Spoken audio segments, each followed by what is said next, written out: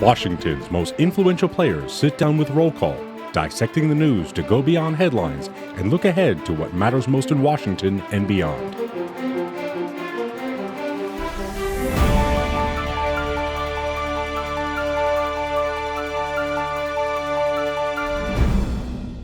So I live in your state. I live in the 8th Congressional District, and a wonderful district. A wonderful Right, district. yeah. I'm very fond of, and we're going to have a new representative, Jamie Raskin, come next year. But there will be no female in the entire Maryland delegation. You know, so can you say something about that? Well, I think that's a real loss to us. I think Jamie Raskin is going to be wonderful, but Kathleen Matthews, of course, would have added a woman to a delegation that, since I've been in Congress, has always had at least a woman. And in fact, I was served when we had half of the delegation were women. We had a woman senator, and so one of two, and we had 4 women members.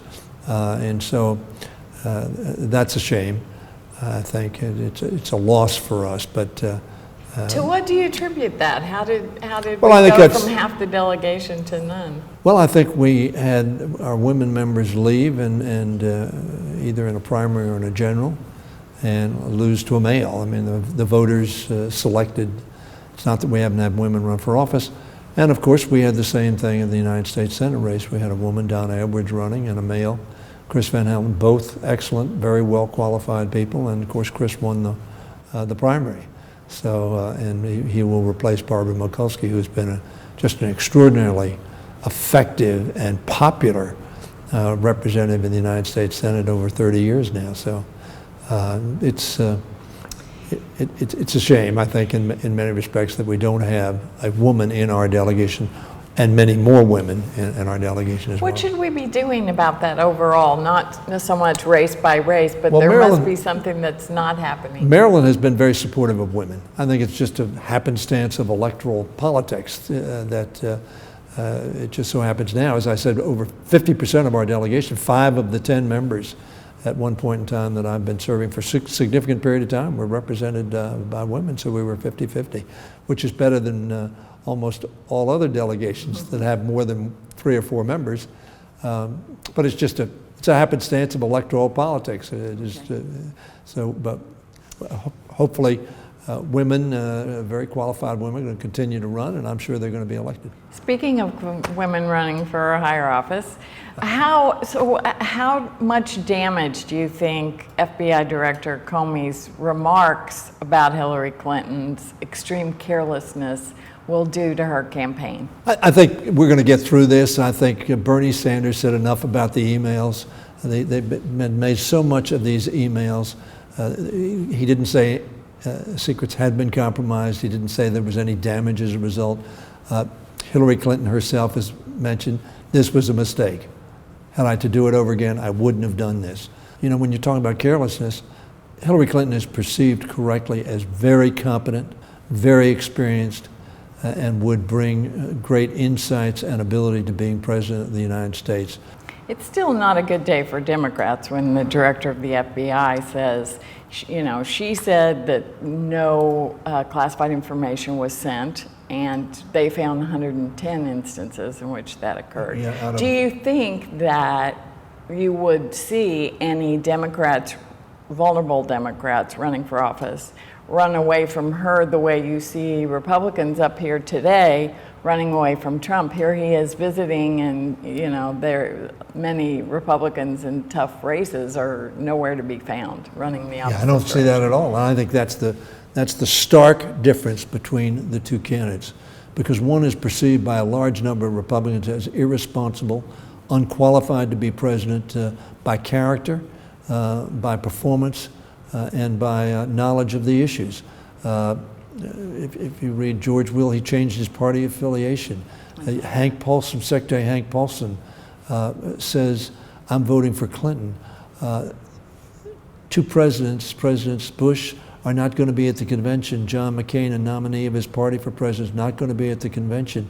Why? Because they're embarrassed by their candidate.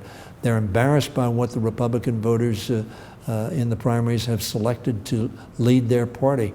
I believe that Abe Lincoln Abraham Lincoln is grieving for his party, being led by someone who is antithetical to the values of malice towards none and charity towards all. I think that the Republican Party has for years been appealing to, as I said, the angry and the confrontational, and they are reaping what they've sowed. And I think they're embarrassed by it, they're worried by it, and I think it's going to result in significant gains for the Democratic Party in the House of Representatives and the United States Senate. I'd like to hear more about that. Do you think you have a reasonable chance or a good chance of taking back the House? Let me say I think we have a probable chance of taking back the United Really? States Senate. Oh, of the United Senate. States Senate. And I think we have a good chance. We'll have to see how the campaign develops, but I think when you talk about candidates walking away from Hillary Clinton, they're not doing it. I haven't heard anybody who's talking about not going to the Democratic Convention. We're going to have unity at the Democratic Convention. We're going to come out of there focused on electing Hillary Clinton as president and making sure that Donald Trump does not become president of the United States. How many seats do you expect to pick up in the House? Well, you know, I think that's hard. I think we're going to pick up no less than 10, and I think we can pick up over 30. But that's Steny Hoyer, Democratic leader, saying that.